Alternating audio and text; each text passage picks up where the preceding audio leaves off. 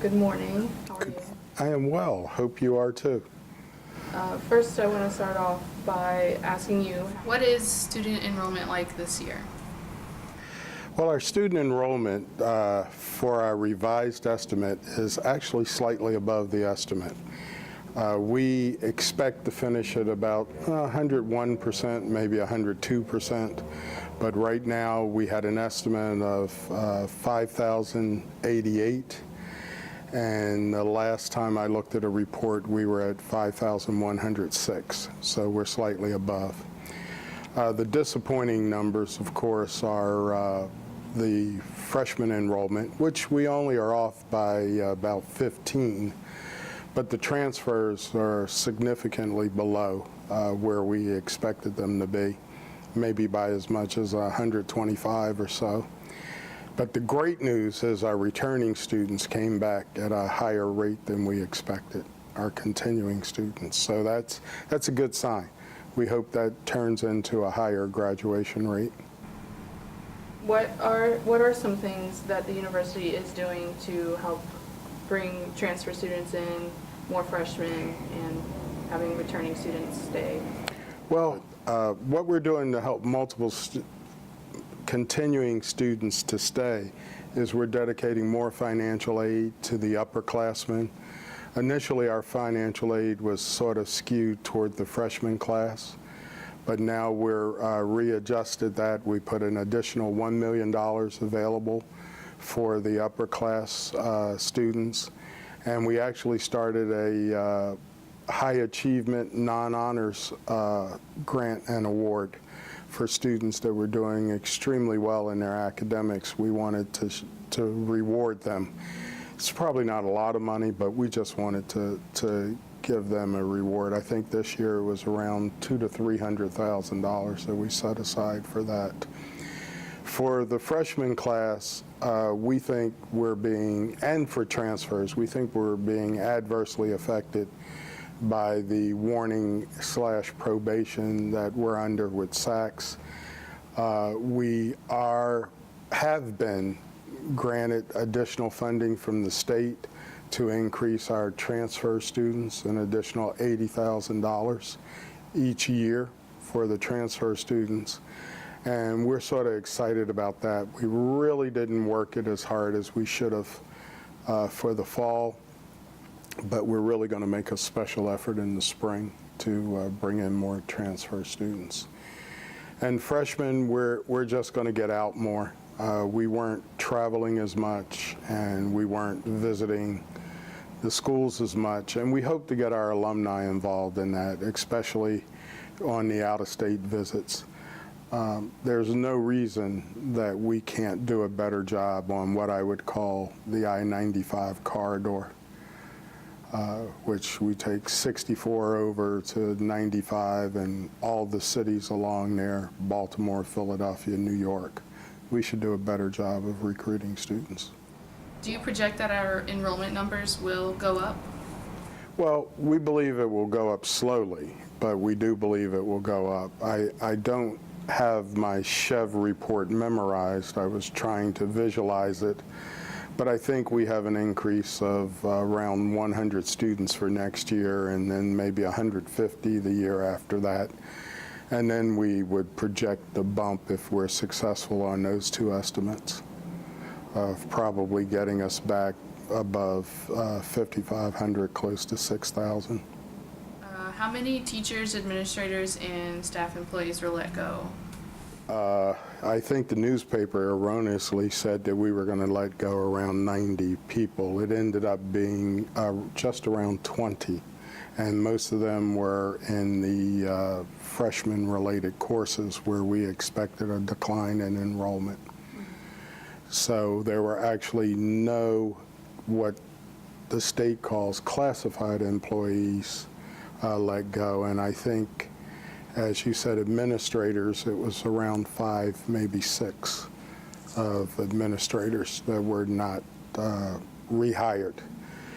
And I emphasize that it's a technical word. I know the person that wasn't renewed contract feels they were fired, but actually the contracts were ending this year, and we just did not renew them.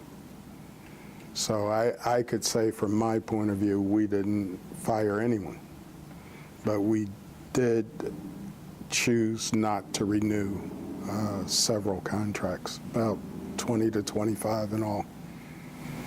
Okay. What is the latest on the probation status? Well, the good news is our reports were filed and received on September the 4th, which if you count on your fingers and toes, that was 4 days early. And we're very proud of that we were able to complete the project and get it in ahead of time, even if it is only 4 days. And now they will pull together a team to read our report, and then that team will decide what they need to verify in the visit that's scheduled for October 13th through 15th. So we're still on track and you're still confident? I am confident. I'll move past cautiously optimistic to confident that we're going to do okay. That's good. Is there anything new since we last spoke with you in May? Well, let's see, since May. Well, the main thing that I would really like to reemphasize is that we are really going to start, now that we've submitted our reports to SACS, we're going to start the strategic planning process again for the institution. We're going to try to come to a joint vision as to what Norfolk State should be 10, 20 years from now. I think for too long we've been focused on, can we get the next year, can we get the next year? I'm going to try to raise the focus to really what the state wants us to do, look at it in 6-year increments. I think it's 2015. I think it would be appropriate for us to come up with a plan that maybe goes as far as 2025 as to what we think, and the we includes the big emphasis is on faculty and the faculty administrators as to what we think. I try to do these plans without regard of money, because I think money is limits your thinking, and I'd like to get the best thinking, the best plan for Norfolk State. Then we'll see how much money we need to make that happen, and we'll go to work getting the money. So the first time that I talked to you was 2 years ago, and you told me that you could be interim president for 2 years. Do you plan to apply for president, or does that seem like something in your prospects? Well, that's going to be up to our board. My contract does not preclude my application for president, and it just depends what and when the board wants to start the process. I personally think we shouldn't start the process until my optimism is confirmed by the SACS report. And then there's a lot of time building consensus on campus as to what the next president should be. So I would imagine even if they started a search, it would be from 6 to 18 months before they reached a decision. And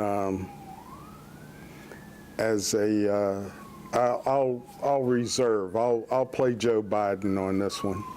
I'll see how my family feels about the stress, because there is a commitment that your family has to make also.